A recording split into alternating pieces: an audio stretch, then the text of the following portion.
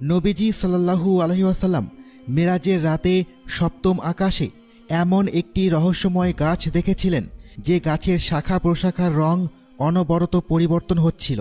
সেই গাছের পাতা হাতির কানের মতো এবং ফল মটকার মতো বড়, যে গাছের শেকড় ষষ্ঠ আসমান পর্যন্ত বিস্তৃত।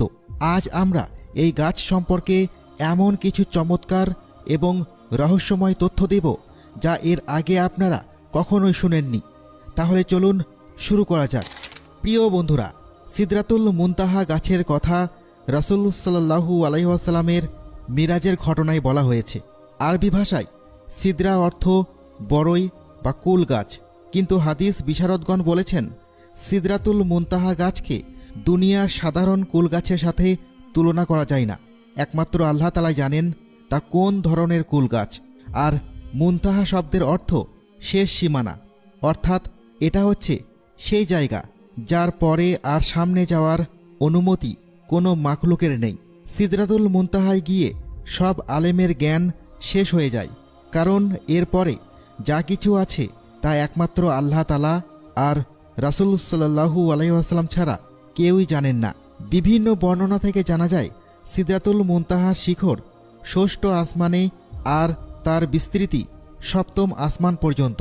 মিরাজের রাতে রাসূল সাল্লাল্লাহু আলাইহি ওয়াসাল্লামকে হযরত জিবরাইল আলাইহিস সালাম আকাশে নিয়ে গিয়েছিলেন, আর আল্লাহর হুকুমে একের পর এক আসমানের স্তর ভ্রমণ করার সময় যখন রাসূল সাল্লাল্লাহু আলাইহি ওয়াসাল্লাম সপ্তম আসমানে প্রবেশ করলেন, তখন তিনি অনেক বড় একটি গাছ অর্থাৎ সিদরাতুল মুনতাহা দেখতে পেলেন, যার ফল হাজার অঞ্চলের মাটির তৈরি মটকার মতো ছিল, আর পাতা ছিল হাতির কানের মতো।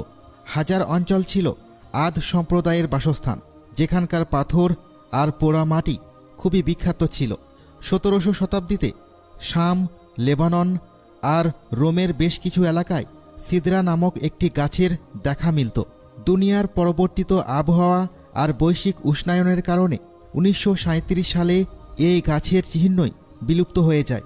বিশেষজ্ঞরা লিখেছেন এই গাছের উচ্চতা 150 ফুট এবং প্রস্থ 40 ফুট ছিল।